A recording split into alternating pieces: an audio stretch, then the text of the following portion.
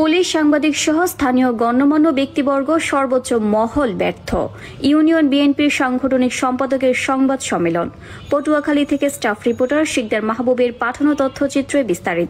পটুয়াখালী জেলার গলাচিপা উপজেলার বিএনপির ঊর্ধ্বতম নেতাকর্মীদের কাছে অনুরোধ চেয়ে বিগত দিনের সালিশ বৈঠকে যারা ফেসিবাদের পক্ষে কথা বলেছে এবং একাধিক সালিশে বানচাল করেছে এবং আর যেন কোনো অসহায় পরিবার হয়রানির শিকার না হয় সেই কথা উল্লেখ করে সংবাদ সম্মেলন করেন স্বৈরাচার ফেসিবাদের আমলের বারবার করা নির্বাচিত মোহাম্মদ মহাসিন মৃধা সেন্টু।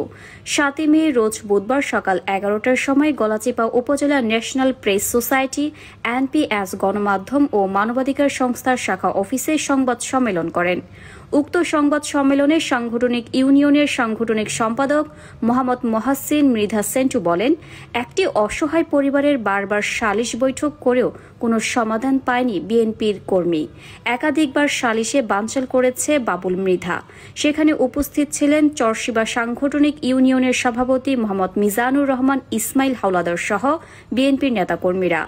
আমাদের কিছু বিএনপি কর্মীদের কারণে সঠিক বিচার থেকে বঞ্চিত বিএনপির কর্মী রনি মৃধা, এমনকি আওয়ামী লীগের দোসর বাবুল মৃধা প্রকাশ্যে প্রাণনাশের হুমকি দিয়েছে রনি মৃধাকে, সে কথাও জানতে পেরেছি। আমি গলাচিপা উপজেলা বিএনপির সর্বোচ্চ মহলের কাছে আমার সবিনয়ে অনুরোধ, কাগজ যার জমিদার এই কথা মাথায় রেখে অসহায় পরিবারের পাশে দাঁড়াতে জোরদার দাবি জানাচ্ছি। 2-4টা কর্মীর জন্য আমি সবিনয় অনুরোধ করব উপর মহলকে, প্রশাসনকে, যাহাতে সামনের দিকে এই ধরনের কার্যকলাপ না করে, ফ্যাসিস্টদের সাথে আঘাত না করে। তাই আমি উপর মহল এবং প্রশাসনকে অনুরোধ করব, আমাদের সিনিয়র নেতৃবৃন্দকে অনুরোধ করব, যাতে যার কাগজ তিনি জমি পান। আমরা ফ্যাসিস্টদের কাছে মাথা নত করব না। বৈষম্য বিরোধী ছাত্র জনতা আন্দোলনের মধ্য দিয়ে এই দেশ স্বাধীন হয়েছে, কিন্তু আমরা সেই ফ্যাসিস্টদের সাথে কেন হাতাত করে আমাদের দলের নেতৃবৃন্দ আজকে অসহায় গরিব মানুষ মুজাফফর মির্জা আদনান ওয়ার্ডের তার ছেলে রনি মির্জা, বাবুল মির্জা একটা প্রতিবন্ধী, তার ঘর নেই, কিছু নেই, তার জমি নেই, তার কাগজ, তার জমি, তার সে ঘর উঠাইতে পারতেছে না। বারবার পুলিশ, সাংবাদিক, বিএনপির নেতৃবৃন্দ সবার কাছে হাইপূর্ণ হচ্ছে। বাড়ি ঘরে থাকতে পারতেছে না, আমাকে বিভিন্ন ধরনের হুমকি দিচ্ছে প্রেসিডেন্ট বাবুল মৃধা।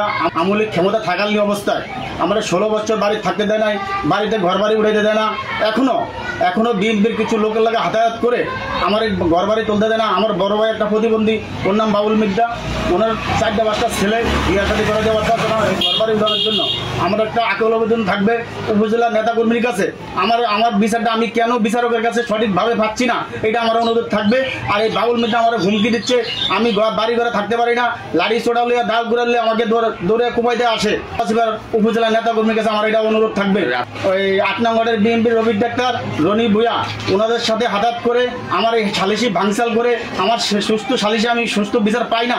আমার এটা উপজেলার নেতাকর্মীর কাছে আমার এটা অনুরোধ থাকবে। আসসালামু আলাইকুম ওয়া রাহমাতুল্লাহি ওয়া বারাকাতুহু।